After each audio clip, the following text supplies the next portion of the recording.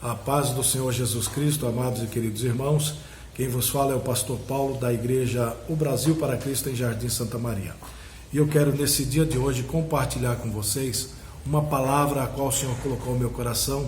Meditando no Novo Testamento, me deparei com o texto da carta aos Hebreus e falou muito forte ao meu coração, amados irmãos, da iminente volta de Cristo, aonde o servo de Deus tem que estar preparado, aonde o servo de Deus tem que estar focado, e é sobre isso que eu quero compartilhar com os irmãos.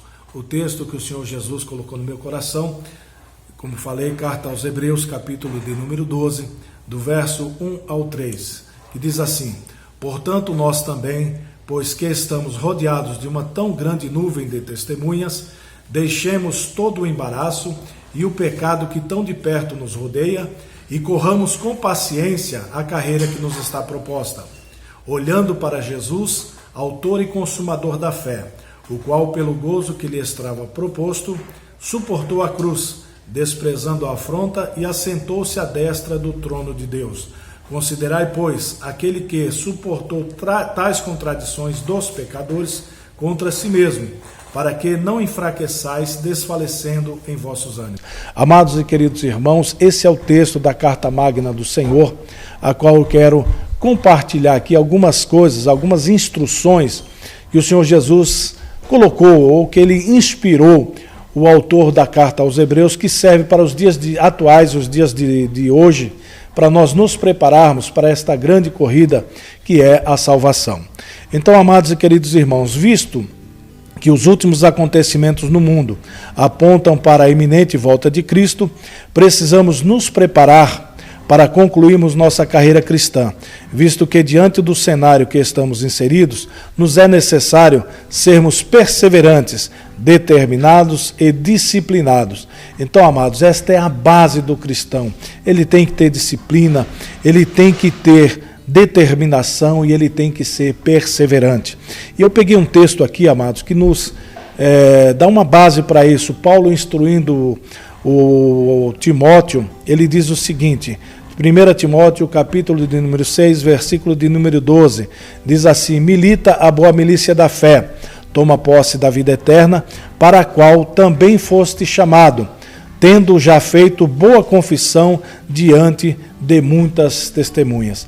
E é sobre isso, irmãos, que eu quero estar focando para vocês. Nós estamos rodeados de uma grande nuvem de testemunhas. E que nuvens são essas, meus amados? Essa nuvem é o que vem descrevendo o capítulo anterior, o capítulo 11, que nos fala sobre os heróis da fé, esses grandes homens de Deus, que que nos antecederam, que tiveram aí uma vida de caminhada com o Senhor Jesus, que tiveram uma vida de dignidade, de integridade, homens que viviam pelas cavernas, pelas estradas, desertos, homens do qual o mundo não era digno. Se você for ler o texto do capítulo 11, nós vamos verificar isso. E o Senhor Jesus mesmo diz que o mundo não era digno deles. Então, amados, essa é a nossa testemunha, ou seja, o Senhor nos convida a olhar para o passado, a olhar para aqueles que nos antecederam, que passaram lutas, dificuldades, uns foram cerrados ao meio, outros foram aprisionados, outros foram passados ao fio da espada, todos eles tiveram muitas perseguições, e hoje, amados, nós não passamos 1/3 das provações, das perseguições que os nossos amados irmãos do passado passaram, e todos eles chegaram até o fim. Então, se a gente for comentar o capítulo 11, nós não vamos ter tempo de explanar aquilo que o Senhor quer que nós venhamos aprender hoje, que é a forma de como entrar no reino dos céus. Há uma preparação, há uma condicional. Então é isso que eu quero focar com vocês. O espelho, essa nuvem de testemunhas que eu quero deixar para você, é exatamente tudo quanto está contido no capítulo 11, onde a gente vai ver a história dos grandes heróis da fé, cada um no seu tempo, e cada um deixou um legado, deixou algo muito positivo que serve para nós, como um testemunho de vida. Se eles chegaram, nós também vamos chegar. Então, essa nuvem de testemunhas é como eu poderia parafrasear aqui, dizer que eles estão olhando para nós. né? Isso é uma alusão, irmãos, como se os nossos irmãos do passado estivessem olhando para nós, torcendo por nós, dizendo: vai, você vai conseguir, você vai chegar lá, a fim de estarmos aptos a entrar no reino dos céus. Então, queridos e amados irmãos, eu quero fazer um breve comentário aqui, ainda dentro desse capítulo 12, no versículo 1. Portanto, nós, pois que estamos rodeados de uma tão grande nuvem de testemunhas. Então é isso que eu quero que você entenda. Essas testemunhas estão lá no capítulo 11. Se você observar a vida desses homens, dessas mulheres de Deus, nós vamos ter uma base, nós vamos ter um parâmetro para estarmos seguindo e chegar até o fim, né? E diz ainda: deixemos todo o embaraço. E é isso, meu amado, que tem parado muito cristão, o embaraço. E o que é o embaraço hoje na vida do cristão? É o obstáculo, é o empecilho, né, que causa embaraços no sentido figurado, situação difícil, fazer projetos sem a participação de Deus. Hoje, infelizmente, há muitos cristãos que fazem projetos e não convidam o Senhor para participar, para o Senhor estar orientando, que o Espírito Santo esteja direcionando os seus passos. Então é muito perigoso. E também outra coisa é a atenção demasiada a algo carnal. Tem muito cristão, amado, que infelizmente nos dias de hoje dá uma atenção especial a algo que é da carne, a algo que é do mundo. E isso nos distancia da presença do Senhor. E eu quero que você entenda que nós estamos numa corrida. E diante dessa corrida, no reino espiritual, não é quem chega em primeiro que é o vencedor, mas é quem vai até o fim, quem é perseverante, quem é determinado, quem tem foco, quem tem resistência, quem tem disciplina.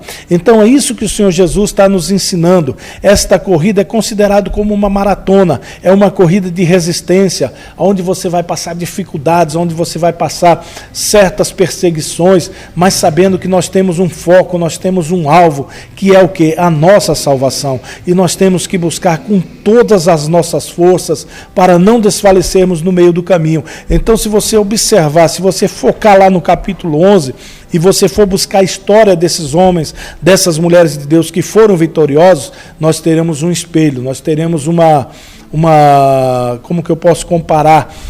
Teremos ali algo para nós observarmos e seguirmos essa caminhada. Então você vê que Elias, ele preparou Eliseu seguiu os passos e foi embora, e assim foram todos os demais.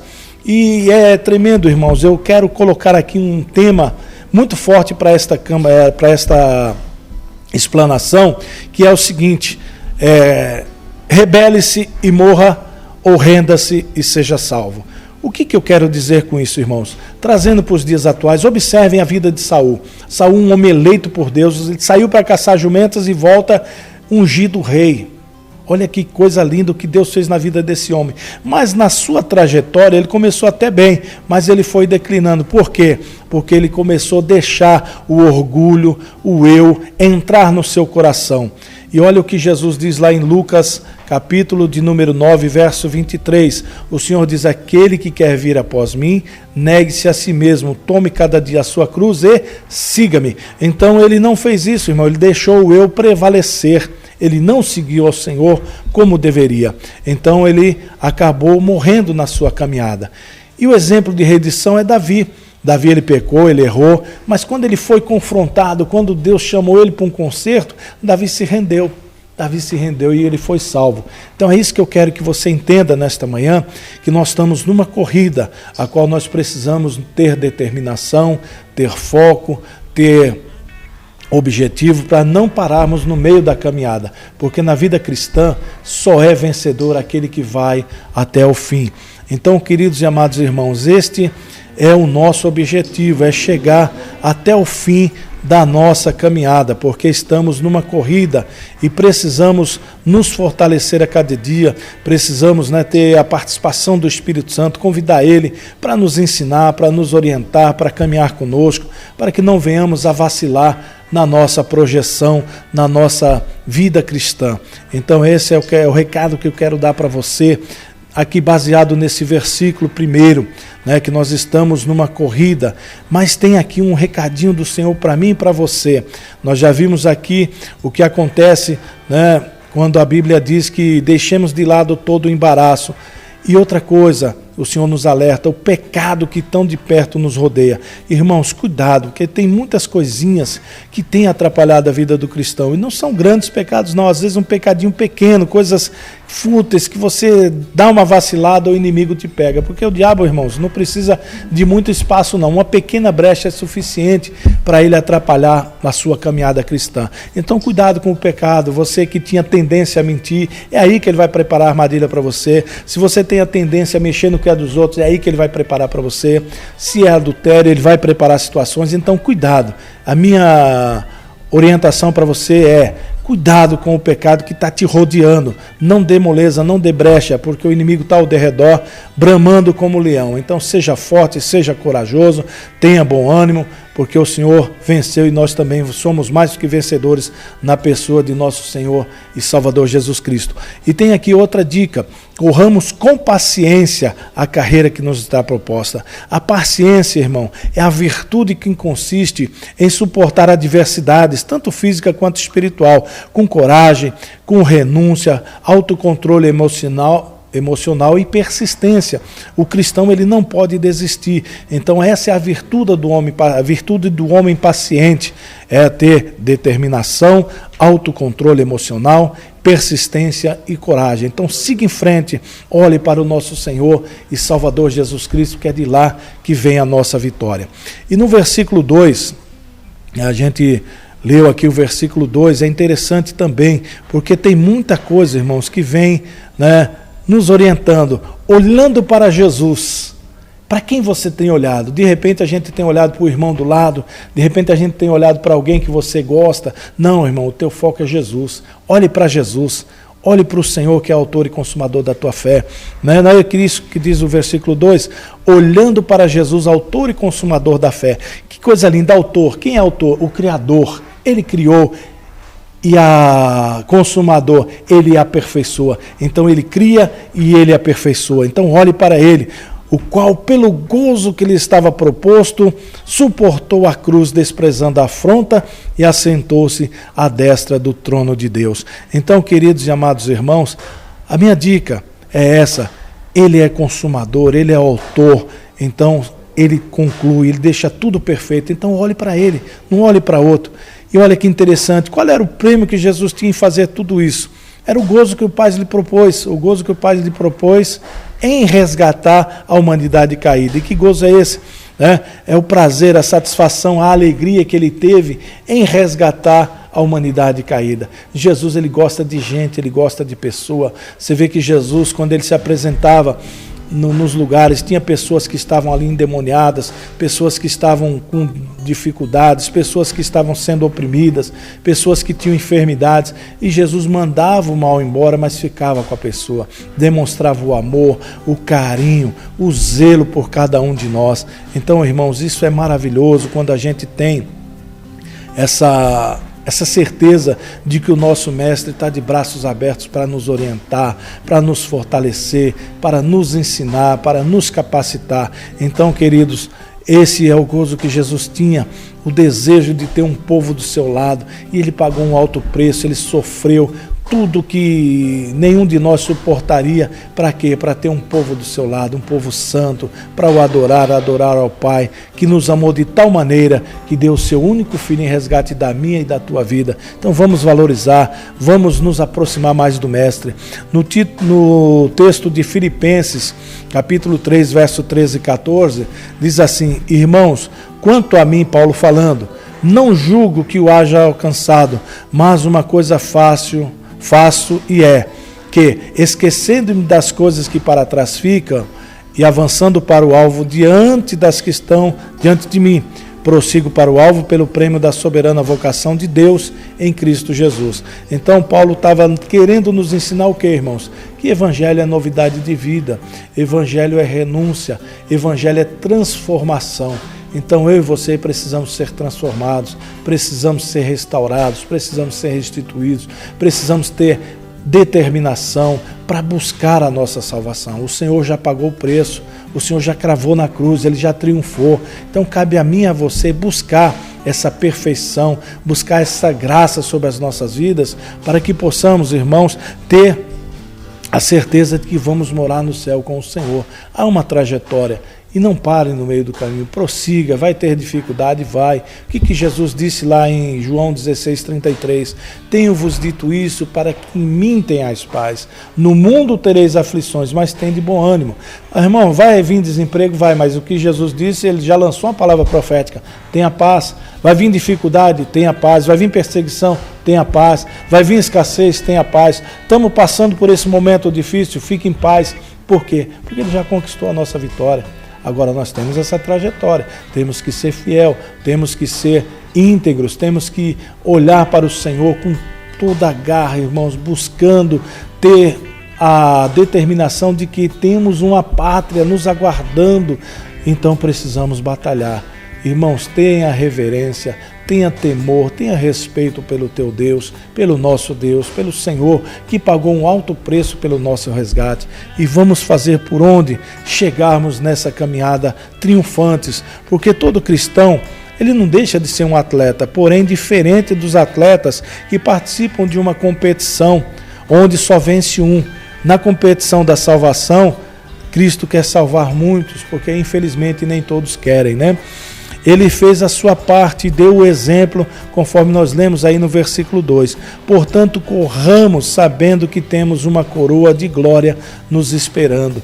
Irmãos, eu quero deixar aqui para finalizar, para nós concluirmos, o versículo de número 3, que eu achei muito lindo, que diz assim: considerai, pois, aquele que suportou tais contradições dos pecadores contra si mesmo. Jesus suportou todas as nossas injúrias, todos os nossos pecados, todas as nossas traições. Por quê? Para o qual, para que não viemos a enfraquecer, desfalecendo em nossos ânimos. Porque muitas das vezes, irmão, a luta, a dificuldade, a gente acaba enfraquecendo. Mas Jesus, ele está lembrando a mim, a você, que ele suportou tudo isso. Irmãos, ele veio aqui na forma de homem.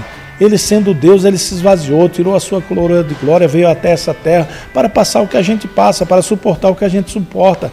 Ele sofreu todas as aflições que nós sofremos e muito mais para poder levar sobre si os nossos pecados. Então valorize o sacrifício de Cristo, saiba que você tem uma coroa de glória ali esperando, você tem a salvação, a vida eterna. Irmão, se você tiver noção o que é ficar nessa terra aqui, quando Jesus ir buscar a sua igreja, você iria se esforçar, você iria batalhar, você iria lutar com força mesmo, com determinação para não ficar. Então meu conselho é para você, para mim, nesse dia de hoje, vamos correr esta carreira que nos está proposta, que o próprio Deus nos determinou. Olha, venha, eu estou te esperando, você vai conseguir, batalhe, o Jesus está torcendo por nós, irmãos. Então vamos nos esforçar, vamos buscar com todas as forças, porque eu creio que será maravilhoso a gente andar em ruas de ouro. Meu amado, que coisa maravilhosa. Então valorize a tua salvação. Em nome do nosso Senhor e Salvador Jesus Cristo, eu quero encerrar por aqui, irmãos, deixando a vocês a paz do nosso Senhor e Salvador Jesus Cristo, e que essa palavra venha falar mais forte ao teu coração, em nome de Jesus. Assim, eu já agradeço ao nosso Senhor por esta grande oportunidade, e que Deus os abençoe em Cristo Jesus. Amém.